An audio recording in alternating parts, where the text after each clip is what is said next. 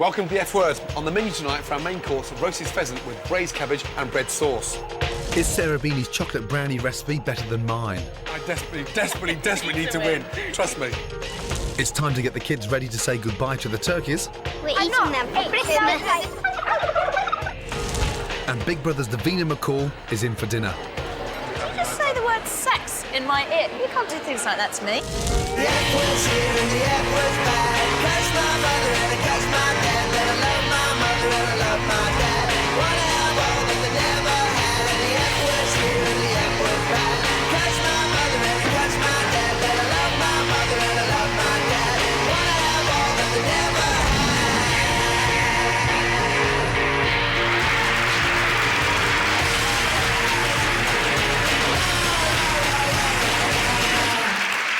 Okay, guys, yes? Are we ready, yes? Kerry, you ready? Yeah. Serious face on? Yeah, let's go. Okay, on order, 6 covers table 2, 6 haricot bean soup, main course, 6 pheasants. Let's go. Pheasants in, please. Let's go.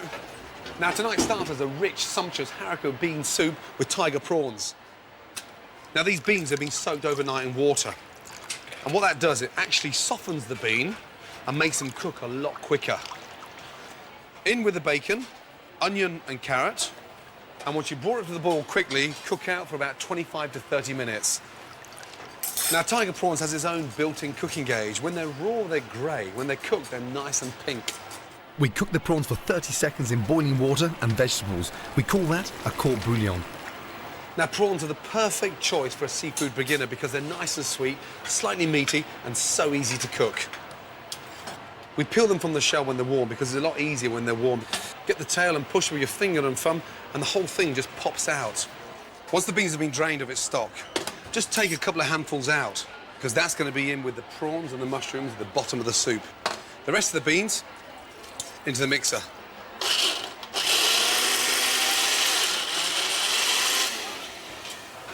A couple of ladles of bean puree into the pan. We add our chicken stock and bring it up to the boil. Once we start to boil it, we're going to add a touch of cream. Now this comes to the boil. The exciting part is where we start to froth the soup and make it really nice and light. It's a bit of a chef's thing. You don't have to froth it up, but it's just a way of making it a little bit lighter. And if you don't have a stick mix, then just serve it as a normal white bean soup. Nothing wrong with it whatsoever. That's it. OK, take your ladle out, give it a little buzz. Kerry, give it in the blood. Outside. Yeah. Oh, Yeah. come on. Mate. Now, tonight in the kitchen, my 3 commis chefs are Phil, Russell and Kerry. They've already survived 1 round in the F-word kitchen, and whoever stays tonight will come back to battle it out for a job in one of my restaurants. OK, why are we making 2 pans? I want 3 portions. The soup's made to order. You've got 4 portions there. He's got 4 portions. Why don't you do the garnish? Yeah. Yeah? And you do the soup. But no one's Yes, chef. talking. Yes, chef. And you're just making no sense whatsoever. So Chef. talk to one another. Yeah. Check the seasoning, please. Taste it, Kerry, come on. And Ange, set the garnish up here, Ange, so we can start soaking it. Yes, Gordon. Yeah? Wait. Yeah, that's nice. After this table. Yes, Gordon. The garnish for the soup are the tiger prawns. Along with the tiger prawns, we've got these little Japanese samuji mushrooms.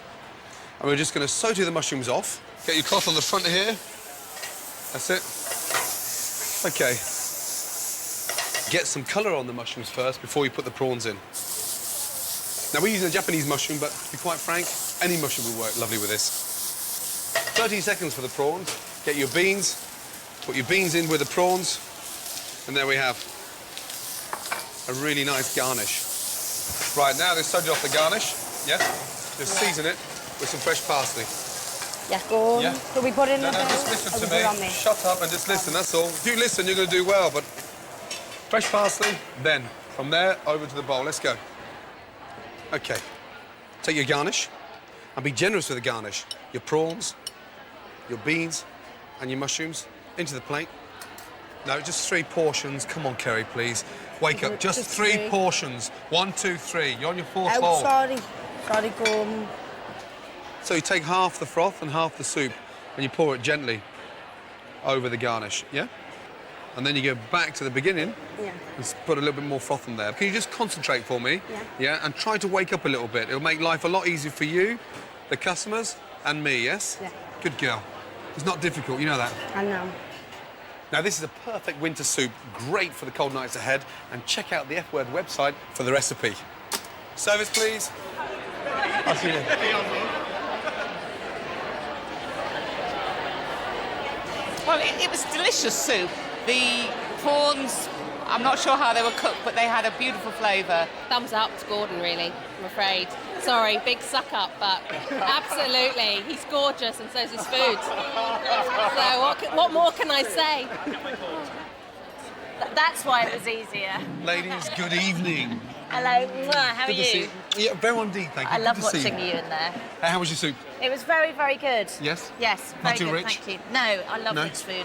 Do you cook at home? I sort of share it because Really? we've got little kids, so whoever puts the kids to bed doesn't do the cooking. Really? I'm quite good with a recipe, Yep. but I'm not. My husband's got the flair. I Serious? haven't got the flair. And what would you say his pièce de résistance is? What's his favourite dish? My favourite dish that he does Yep. is it's just sea bass, baked sea bass, and he does put sort of some grilled vegetables, and then he'll put them in the tray with the sea bass, open the foil and put it in. Sounds a And little bit fresh- like Jamie Oliver to me, I that have- one, no? Is he using... Isn't that a swear word? Does- We're not allowed to say that here. You're not on a particular diet or anything no, like that, no. are you? No. I don't diet. No. How do you keep so fit? Work out. Work out. I mean, I basically eat what I want Yeah. because I work out. And that's one very good reason to work out, isn't it? But no. So you can eat what you want. Yeah, exactly. But Yay! have you ever been on a diet? I did that. That's I did a the procedure. Atkins. Worked brilliantly. I lost 6 pounds in 2 weeks. Amazing. But I was obsessed by bread. Like, if somebody picked up that piece of bread Yeah. over there, I'd see you I at love 500 bread. paces, and I'd be like, oh my God, they're eating bread. You know, and then I'd say, okay, I'll have Sundays off. So I'd start eating sweets and bread at 7 in the morning, and I'd literally be like, pasta, pasta, pasta, pasta, you know, until the end of the day. It was just ridiculous. There is one negativity against the sort of Atkins diet, you know, because it's not very good for your sex life. Did you just say the word sex in my ear? You said the word sex in my ear. I mean, does it have an In adverse my effect? ear. So you can't do things like that to me. Oh, I'll tell you what, it did It have an lowers effect your on... libido. Well, I couldn't poo. I mean, if you're going to say sex, let's say God, poo. yeah. I couldn't poo for ages because Serious? it was awful because you don't eat vegetables. I- And with that, hello, heinous breath. Yeah. So obviously your sex life's going to go out the window because you can't snog, and if you can't snog, you're not going to have sex. You took me there, Gordon. OK, 1 minute for the cabbage. How long for you, Ange? 1 minute, please. 1 minute. Let's go, Russell. You can start plating up in 30 seconds, yes? Welcome back to the F Word. Time now for the main course. Roasted pheasant, braised cabbage, bread sauce with devils on horseback. Pheasant. The secret behind cooking this bird is actually lining the breast with some streaky bacon, because it really is a very lean bird with hardly any fat. Thigh. Not too tight. A, it keeps the bacon on, and B, it actually keeps the bird in a really good shape. Hot pan, olive oil. Seasoned. Thyme. Pheasant, nice hot pan, streaky bacon, thyme, straight into the oven. Bread sauce. Thyme. Salt. Pepper. Blitz. Hot pan, butter. Onion. On the heat, Cloves. Star anise. Bay leaf. the Big Daddy. Black pepper. Bull in the China shop. This is the one that actually brings it all together. Sweat. Milk. Let it infuse. Bring it to the boil slowly. Back to pheasant. Baste. That keeps the pheasant really nice and moist. Finish the sauce. Sieve. And that milk is amazing. Breadcrumbs in. Butter. Now, we have a really nice, smooth, smart, sexy bread sauce. OK, pheasant. Rest 15 minutes. And turn it upside down. And all the juices from the top of the carcass run into the bottom of the breast, and so by the time it's cooled down, it's full of flavour.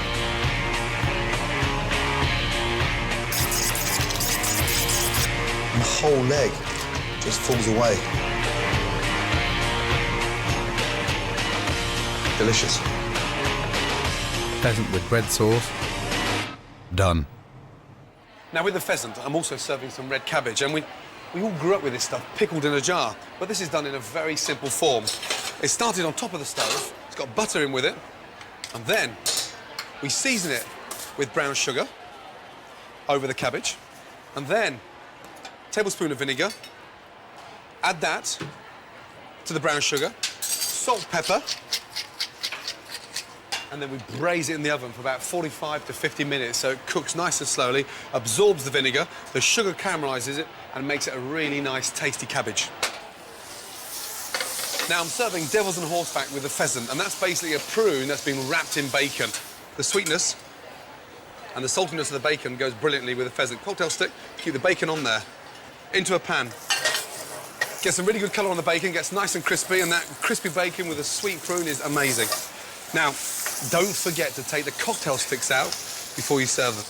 There it is. Yeah, 5 pheasant, 1 ravioli. Yeah, journalist table, watch that table, Liz Jones, journalist. You serve the pheasant first, then the ravioli, OK? OK, be very, very careful, yeah? Now, earlier today, I set the commies a challenge, and that was to try and separate the men from the boys. Challenge time. We've got a table of vegetarians in this evening. Now, vegetarian food has to be just as exciting as the normal menu. So on this table in front of us, we've got an array of vegetables. I want you to think of a vegetarian filling for a ravioli. Think about it. Spinach, ricotta, sautéed mushrooms, rocket, basil. You know, just have a look. You've got half an hour. Let's go, yes?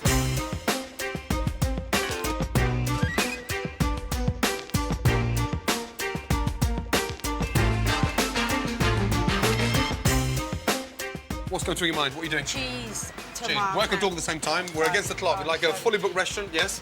Not just about your cheese and tomatoes. So, what are you going to do? Cheese, tomato, mozzarella. OK. Is that OK? Yeah, that sounds nice. And you're going to season it with fresh basil? Yeah, basil. OK, hurry up, yes? Right, Russell, what are you doing? I'm thinking of a open-top ravioli. Open-top ravioli. Nice. And what's in the open-top ravioli? Right, I'm thinking sun-dried tomatoes. Yep. And then I've also got roasted pepper going on there. Just Okay. give it that flavour, just get it going. I'm going to put some blue cheese into it as well. Blue cheese as well? Yeah. And as you know, we haven't got all day, you know that? Yeah. Yeah? OK, so move your arse, yeah? Yep, yes, chef. OK, Phil. What are you going to do? I'm going to do a tomato and basil with a buffalo mozzarella. OK. And you put the mozzarella in when it's cooled down, so it doesn't melt? Just so it doesn't melt, so we can just keep that solid Texture. cubes there, yeah. So as it starts to cook in the ravioli, it just slightly melts inside? That's it, yeah. OK, good. Looks like something out of a sci-fi movie. It tastes nice. Well, we'll find out, won't we, Sue?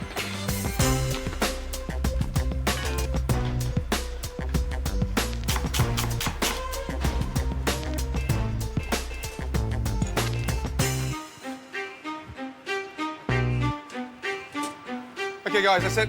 Let's go. Kerry on the hot plate. Russell, let's go. Phil, Kerry, there. Come on, stand next to it. Right, Russell. Pasta's stone cold. You didn't even heat the pasta up. Yes, chef.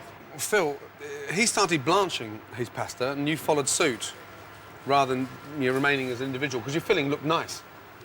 Unfortunately, so far I've got stone cold pasta, overcooked pasta. Let's hope the last one at least has got something. What's that, the raw sage leaf? Yeah, no. Yeah. We only put on a plate what we can eat. Yeah, never forget that. And look at that. You can see why I don't change nappies. Insipid, bland, and nothing what I asked for. A simple ravioli. Unfortunately, I'm not going to serve any of them in the restaurant for vegetarians. You know that. Tonight, get your shit together. Yeah? Clear down. Right, let's go, Kerry, please, yes? 4 pheasant away now, yes? 4 pheasant away now. Let's go. Yeah. Oh, yeah, Do it, chef. yeah. I don't understand what you're doing, Kerry. You're dropping your spoon, you're putting it back in your pocket. Come on, let's go. Let's go. Need any more on this? No, why are you asking me when you're putting it on? Come on. Because I think we do. Pheasant, please, now.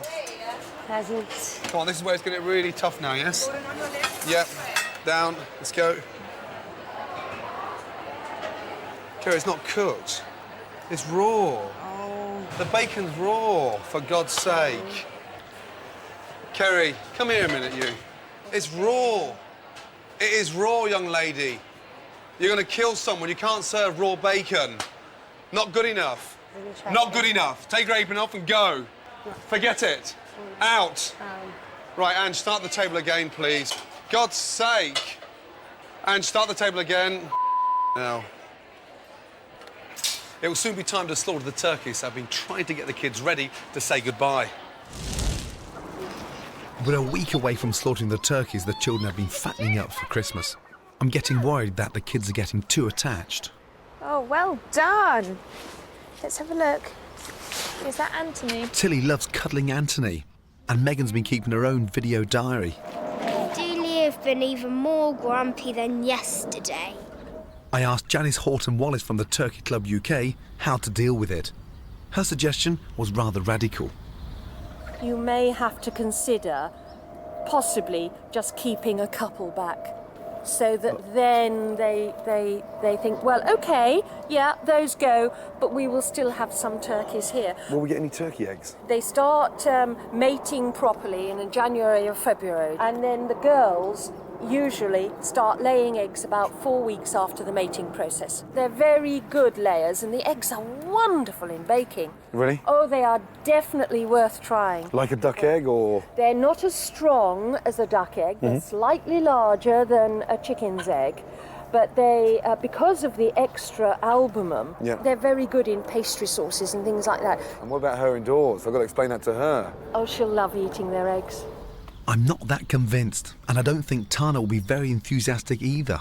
She mentioned if the kids are getting really sort of attached, there is a strong possibility we could keep them, or maybe keep half of them and cook half. I think we've always been very honest with them, and this is what's happening, and I think they are prepared for that, and we stick to what we originally planned. I'm, happy to go along with what we set out to do, but I'm just asking you to think about an alternative. We've done your project, I've supported you in that, we've fattened up the turkeys, and now you're backtracking because you like them. Delia's shaking because you're shouting, so you're upsetting. Let me go and sit over with her. You go sit with Delia. I can't believe you. Come on, Delia. Come on. There have been times when it's really driven me crazy having the turkeys here, all the mess and everything like that, but it's been a fantastic learning curve for the children.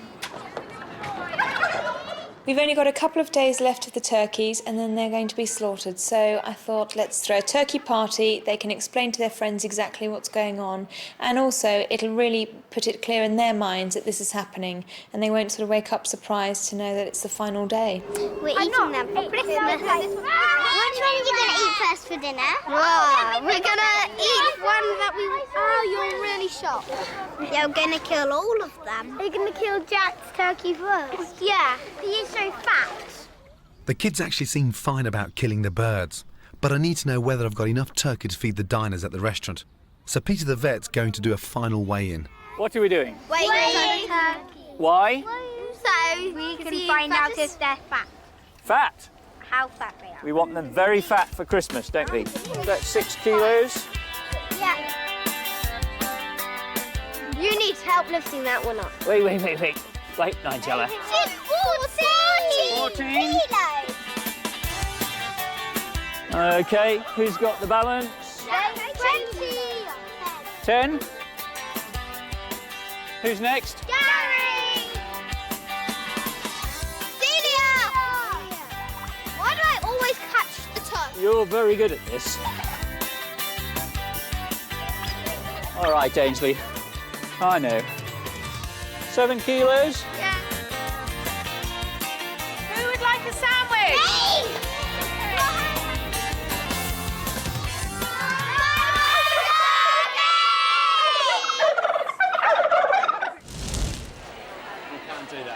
Matt, how are you? Good evening, Chef. Good to How are see you? you. Good to see you too. Not only a wine writer, but you're actually Jamie Oliver's sommelier. Yep. You're his wine waiter at 15. Yep. Now, Yeah. you bought some wines Absolutely. that you thought were going to go Considering the well pheasant. with the pheasant. Do you know what? I think Please the tell me thing- they're not all Australian. There's not one Australian There's not one wine. Australian. But do you know what? I think when it comes to kind of food and wine matching, I think a lot of people kind of get unnecessarily kind of, confused with it and stressed with it. Absolutely. And they tend to think that, the best matches end up being, the most expensive matches. And which it's is not crazy. always the case. Definitely not. And here, this is, the one word to describe this wine is that it's sexy. Sexy. You get kind of that sort of dark cherry. Yeah. You get dark cherry, you get a little bit of spice, but straight away you're getting things like cinnamon, cloves, Yeah, absolutely. star anise, all the kind of things that you use when you're cooking the pheasant out there, all those kind of ingredients are starting to come through. And I guess that's one of the key things when it comes to food and wine matching. Yep. You want to look for kind of like similar sort of weight Yes. between Yeah. food and wine. Absolutely. You also want to look at similar kind of intensity of flavour. And keep it sexy. Absolutely. Now, you're highly competitive, yes? I am. I'm going to test for you, OK? 3 of the most extraordinary wines. I want you to try and tell me what you think they are. Here we go. I'm not saying anything.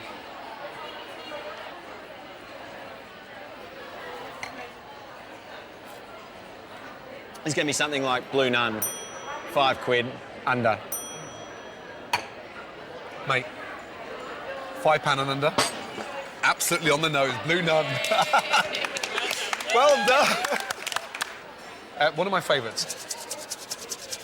The heat is on, big boy. You should always trust your first instincts. And for me, Straight kind away. of like, first thing I sort of smell is kind Yes. of cedar. You know, it's got, there's a fair bit of oak in there. There's a fair bit of fruit weight as well. Dark plum, dark fruit. You know, straight away I'm kind of thinking big, rich, full-body grape variety. Probably thinking New World as well. So. Really? OK. Little taste. Huh?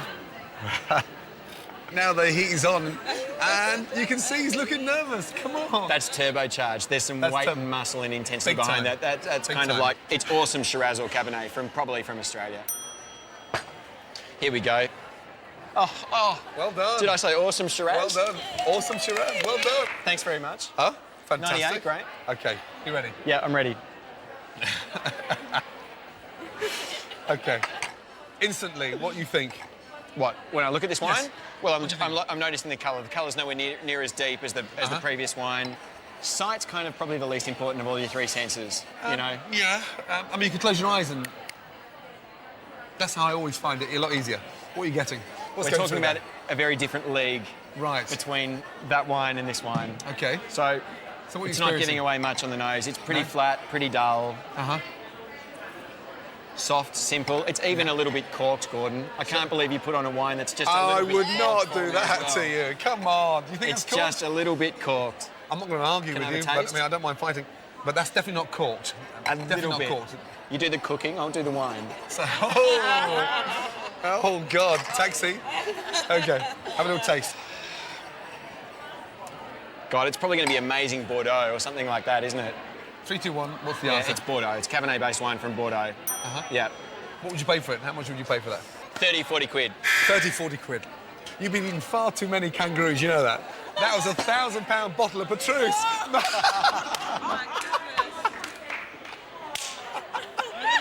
I told Matthew, you, for goodness sake.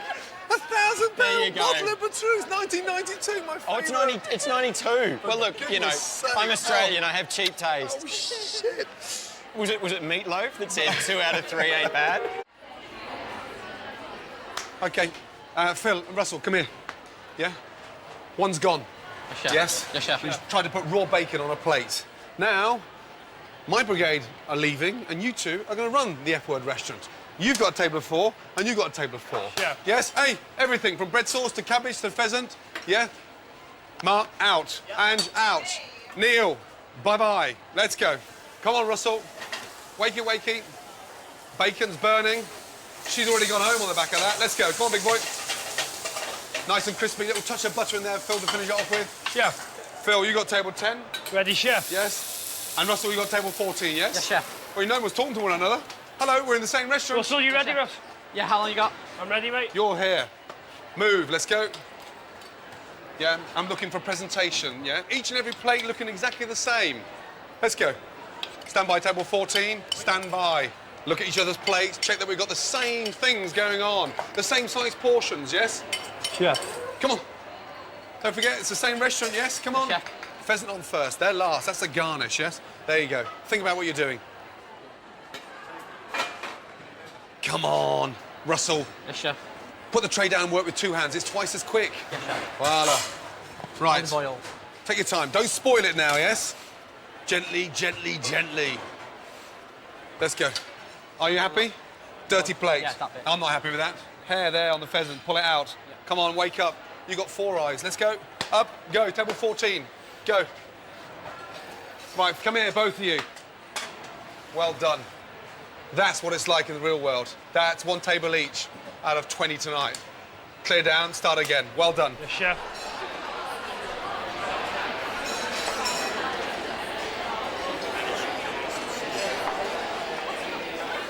there. Nice to see you. How are you? Yeah, very well, thank you. How are you? Good, very well. You enjoyed the pheasant, yes? I did enjoy Yes. the pheasant, although I've got something for you here. Go on. There's a bit of shot. That's great news. Yeah, so it was That means really, it's not one of really those posh shot. birds, it's a real bird. Yeah, Amazing. yeah. The combination of everything was really good, but the pheasant was just cooked to perfection. Absolute perfection. Really lovely. Hi. How are you? Yeah, very well, thank you. Good to see you. Nice to see you. How was the pheasant? It was very nice. Yes? Very nice. It could have been a little bit more veg, I felt. Oh dear, oh dear. Well, I'm just saying. You don't need more veg with that pheasant. And the devil's on horseback and the bread sauce and the braised The devils cabbage. on horseback were pretty superb, yeah. Wonderful. The way that it was cooked this evening was fantastic. It fell off the bone. And the fact that the plate itself isn't actually loaded with superfluous vegetables as well made it very, very nice. Time for pudding. This week, Sarah Beeny is going to try and beat me with her favourite dessert, chocolate brownie. Now, there's 100 recipes of chocolate brownies, and I'm doing something quite sort of unique, sumptuous, delicious. We're finishing it this time with some little pecans. But this is not a big tray of chocolate brownie. They're going to be done in little bleeny pans. We're going to butter them, line them with chocolate, and cook them individually, almost like a little sort of pancake, but pancake chocolate brownie. This is a children's chocolate brownie because I don't think you should put extra bits in. It should just be pure chocolate brownie. This is really cheap, so you can make it, if you're having masses of people to a party, you can make it for loads of people. We had it at our wedding, actually. Not that I'm a cheapskate or anything. So, get your brush and lightly brush the inside of the pan. Now, all it is a block of chocolate, break it in half, and just grate. And just pour the chocolate in there, and then roll it round. Right, Sarah, how are we doing? This is cocoa, sugar and flour. Yep. And then this is the eggs, and you just pour it in, and there. And that's it? That's it, yeah. So well, it no, tastes great. I'm sure it does. Now, no chocolate in there? No. And it's got cocoa powder. Just in. cocoa powder? Yeah, and then I have to grease the tin. And that looks like something you've nicked from your granny? Yeah, that's the general And then that goes in there. And how long does that cook for? 25 minutes, or maybe a bit more if it doesn't look cooked. Yeah, because it should be nice and crispy on the outside and soft and gooey in the middle. Yeah, gungy. gungy. That's the word. And- You're a lady who likes pressure. You've got 37 guests coming round on Boxing Day. Christmas Day. Christmas Day. Yes. That's a yeah. big table, that, 37. That is a big table. And you're cooking not single-handedly, surely? Well, sort of single-handed. I've got this turkey that's kind of... Huge. Huge. So have you got lots for Christmas? I think we've got about 18 or 20. Hey, that's just as bad. I know. Crazy. So do you do lots of entertaining then? I'm not very good at the dinner party thing, you know that. It's not the kind of thing I really enjoy doing, to be totally honest. So this is why I couldn't be a cook, because I think this is taking ages and it's really boring. I'm thinking, God, hurry up. How do you know so much about property? I've got a building company. I do a boys' job, you see. You do a Okay. girls' job, I do a boys' job. I do a girl's job. Yeah, that's the whole gripe. I wish women would get back in there and do their job. You know that? Women do make the best chefs, you know that? I know, well, obviously, women do everything best. No, well, not quite everything. Hello. Not quite everything. You're a bit of a matchmaker, aren't you? I am. It is a bit of an obsession of mine. It always has been, actually. Which, Serious. Now, do you do any that over excuse- food? Yeah, no, well, the best place to meet someone is over food and booze, isn't it? Food and booze, yes. Yeah, stick food and booze and a few Can't- single people together, and they're going to get married. And what about someone like our resident food critic? I mean, is there a woman out there that's mad enough to sort of date him? How would you describe him? Moany, whingy, beardy, short ass. I think he definitely gets someone. He definitely gets flipping heck. Now, the chocolate and the butter's melted. I've whisked the eggs lightly. I've folded them in. Sarah's is going to be slightly gungy in the centre, she said. Sounds very ominous. And mine, of course, is going to be lined with, like, chocolate buttons and these little things, pecans. I have to say, at this stage, without getting too carried away, a damn sight more appetising than Sarah's. Mind you, I said that about the trifles last week as well, didn't I? Also, I think that putting nuts in it is a Yes. bit like putting leeks in macaroni cheese. Oh, really? See, it's just wrong. It's Like ruining the purity. I'm now just going to lift that out and put them in to the moulds. And then, hopefully, we'll be ready. So when you fill the mould up 2/3, because they're going to rise slightly, and then we leave it nice and soft and gooey in the centre. And those chocolate buttons, hopefully, will be intact but slightly runny. I could have refurbished a 5-bedroom house in the time it takes to melt some butter. Like, how frustrating. This one's going to eat it, and you've just got washing up to do. Whilst you're pregnant, OK, and Yeah. obviously my wife's been pregnant 3 times, I put weight on to make her feel happy. Does it happen the same with your Such a husband? sweetie. Does he put weight on to make you feel He sort of is, actually. less fat in bed? No, he does still Does he? say, good God, you're fat every time I have no clothes on. Serious. So, which is true, Yeah. let's be honest. No, you're going to stay confident now because they're not cooked. Now, let me have a quick look at yours. Okay. Just like the bike sheds. You can look at mine and let me look at yours. Yeah. Cheeky. That's nice. Is that... I've got to say, yours does look like you cook for a living and mine does look like I don't. And I desperately need to win. You need to win. Okay, here we go. It'll taste great, though. I'm sure it will, you know that. Hello, Giles. Hello, Gordon. Are you well? I'm not bad at all. Yeah. I'm happy with it. At least I've been fed. You've been fed. Yeah. Now, what have you been up to this week? I've been down a sewer. I'm so used to healthy, hygienic places like professional kitchens. God, bins, squirrels, kebabs. But that was because I was investigating food. Here I was investigating quite the opposite. Really? I was up to my elbows in shit. Serious? Yeah, and it's because of the fat that gets thrown away. Fat is a huge problem in Britain. I'm not talking about fat people, I'm talking about cooking fat. When you flush them away down the sewers, as we all do sometimes, they'll cool, solidify and harden and cause blockages. And when that happens, we're in big trouble. Last year alone, we spent £15 million clearing our pipes, and 3,000 properties were flooded as a result of blockage. With Christmas approaching, the water companies are expecting a 25% increase in the amount of fat that we're flushing down our drains, which means that we're going to be adding, over Christmas, to an already existing problem in the underbelly of our cities. But what does that really mean? I'm not dressed up like this just because it looks sexy. It's because I'm going to go down there and find out.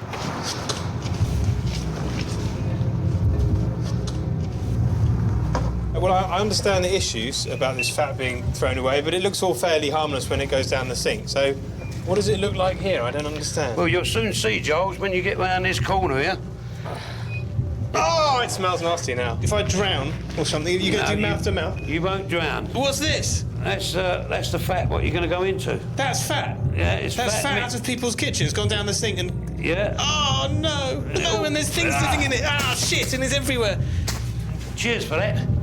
So I need a radioactive anti-thingy death suit. Just be careful. Have you... Oh, God! The chefs of the world who would love to see me disappear under there. Ah, it's disappearing into human shit. Ah, it's some sanitary towel. Why am I doing this? I don't know.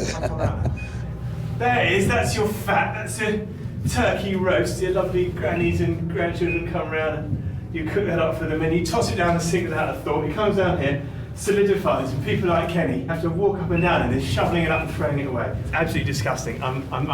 I probably knew that already. I didn't need to come down here to prove it, but I'm going to do it again.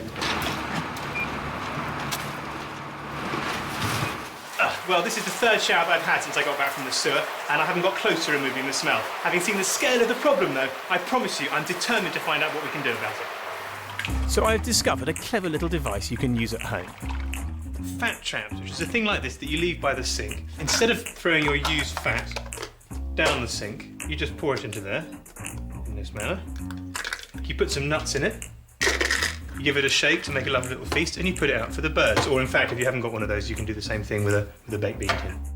Apparently, if we all do this, if we all use these fat traps and stop throwing our stuff down the sinks, we can make a huge difference to the state of our sewers and drains. Having said that, restaurants and fast food joints are the biggest fatty villains, and they also need to shape up. By law, they're obliged to have waste fat collected, although thousands of them are still illegally pouring it down the drain. But some councils are fighting back. They're collecting the fat for free and turning it into diesel for cars. So I've got a gallon here of delightful waste cooking oil from the F Word restaurant, which I brought into my garden because it's the last thing I want in my house. Because I've got a fellow here who reckons he can turn it into car fuel.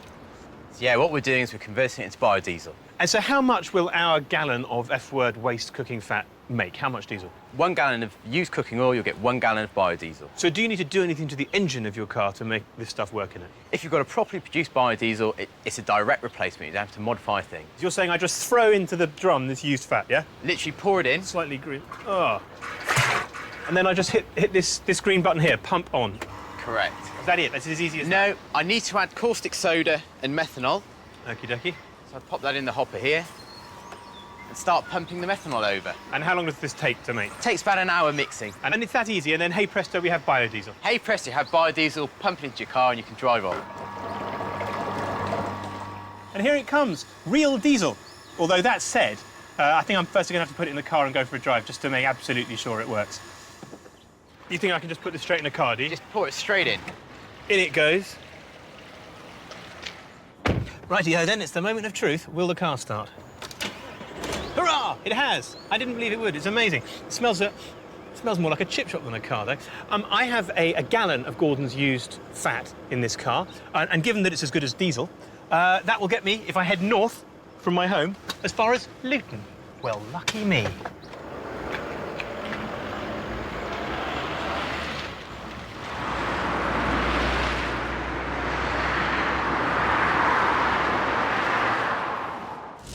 Excited? Yeah, this is going to be fantastic. This is, I'm actually slightly nervous. Oh, no, is it burnt? Well, no, it's got a nice crack on the top. OK, now how are you going to serve yours? I'm going to serve it in slices like a cake. Yeah? You just want, send it like that and give them a spoon? Yes. But the difficulty is you have to make them with all sort of posh stuff in, don't you? Not at all. Oh, yes, Chocolate you buttons, do. that's not posh. I'm going to finish mine with a touch of creme fraiche. Oh, This is called a blob. that's called a blob. Nice.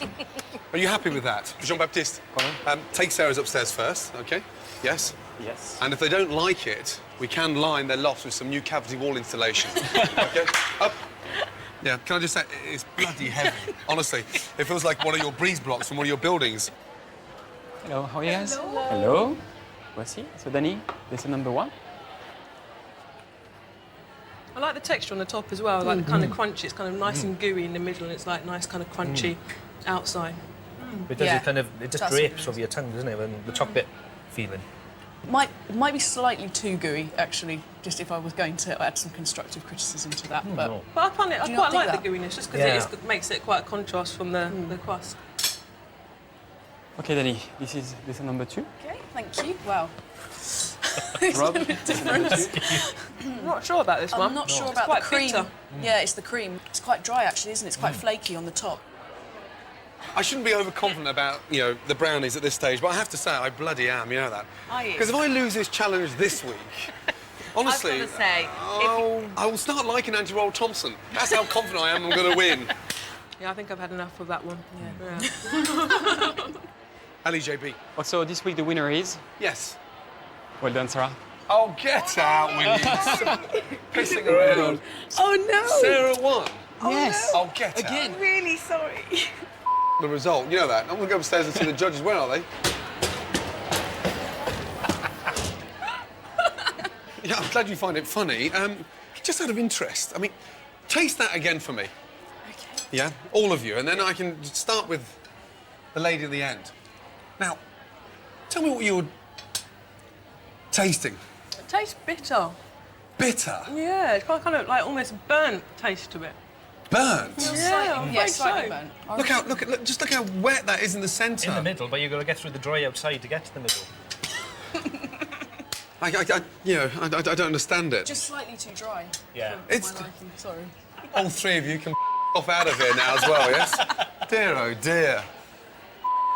Useless.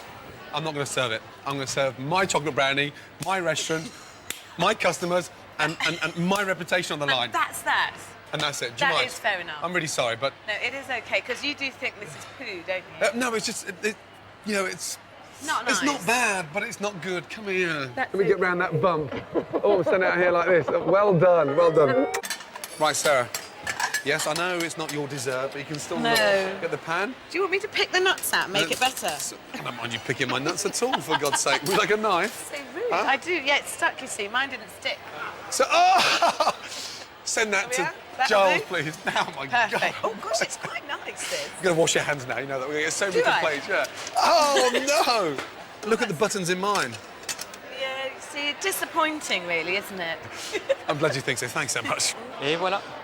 Chocolate brownie with creme fraiche. Can you just say that for me one more time? Chocolate brownie with creme fraiche. Bon appétit. Oh my God, that was so cute. A chocolate brownie. Ladies, do you enjoy your chocolate brownie? Very succulent and lovely. Kind of dessert you want to take to bed, right? Perfect. Perfect. I can tell you, Crunchy on like... the outside and soft on the inside. Yes, and you've got a little bit of chocolate dribbling down here. And it's perfect. This week I've been looking at one of Britain's tastiest, but sadly, most unfashionable meats. Once upon a time, mutton was a very reasonably priced meat that everyone ate, before it fell off the kitchen radar. And not only do I want to see it back in restaurants, back on their menus, but at home as well, because this is part of our culinary heritage. Mutton is a meat from a sheep that's at least 2 years old. It's rarely sold in supermarkets and can be hard to get your hands on. These days, most of our mutton gets eaten in Europe. When was the last time you ate mutton? Years ago. Years ago. And who cooked it? My grandmother. It's a bit sort of old-fashioned and a bit... It's not very sort of sexy, is it, mutton? I've never eaten mutton at all, ever. It is a cheap cut of meat. Most people now earn more money, they buy better cuts of meat. It looks like mutton's been completely forgotten. So why did mutton disappear? Totally financial. In the 1940s, the imports from Australia and New Zealand came.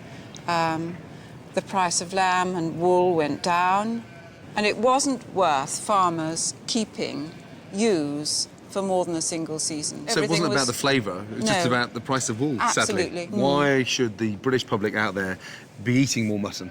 Because it's being extensively grazed. It cannot be factory farmed. It's the wildest and most natural meat that we can possibly eat, and one of the most delicious. To produce the best mutton, sheep need a diet of good green grass and correct treatment once they've been slaughtered. A mutton carcass should be hung whole for around about 2 weeks. The meat is extraordinary. It's amazing the difference in mutton and lamb, how dark it is. And it's surrounded by a lot more fat. You can deal with that, you know, in the cooking process. You can use the same cuts as you do in lamb from mutton. And what's the price of mutton now? It's about half the price of lamb. And twice as much flavour. For someone at home cooking for the first time, what would you recommend? Oh, I'd say the diced. The diced? That would be the one. I mean, that's diced up ready now for a stew. Ready to go. Mutton has a reputation for being slightly tough, and the secret behind this particular dish is the length of the cooking time. So what I'm cooking here is the simplest of mutton stews. Generous with the seasoning, run it through some flour, shake it, and into the pan. So what we're doing now is putting flavour on it. Woo! Once it's brown, into the colander, and just leave it to drain.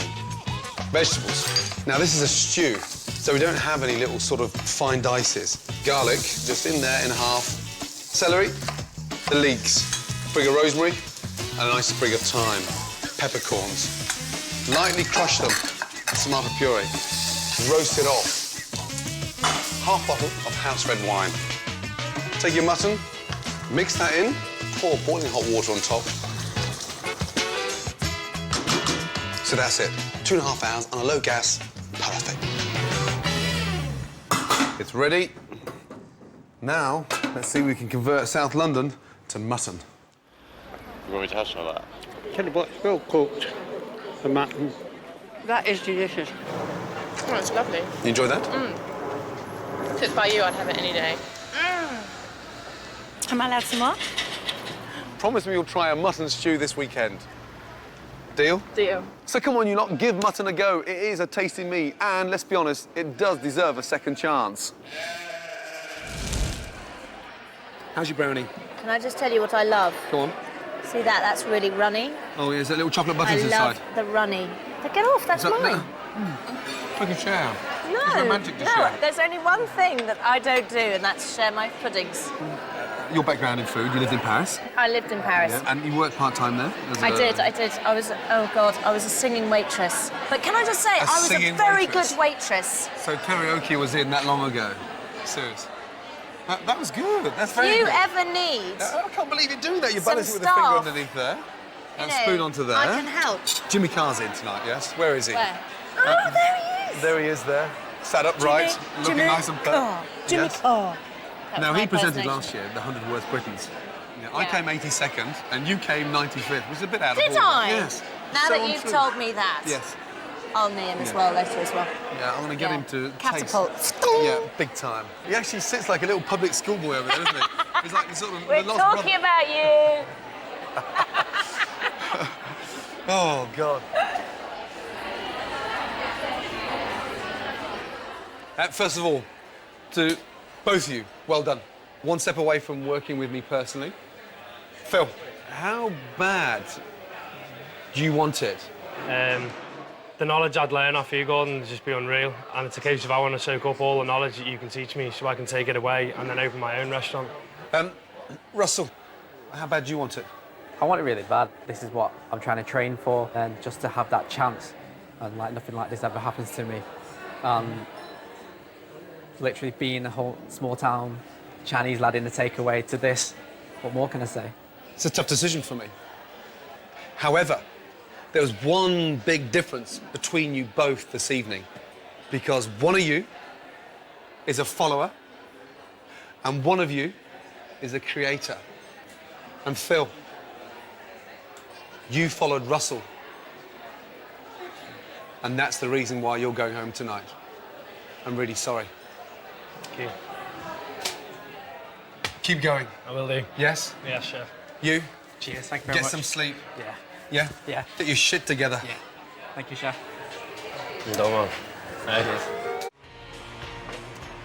Very kind. I'm going to sing you a little song. Just imagine you're in Paris, yes? Not And Ladbroke I'd Grove. just like to apologise. Now, it's worse for me than it is for you. Just want you to know that. Georgia, Georgia, the whole day long, just an old sweet song keeps Georgia on my mind. Fantastic, amazing, yay!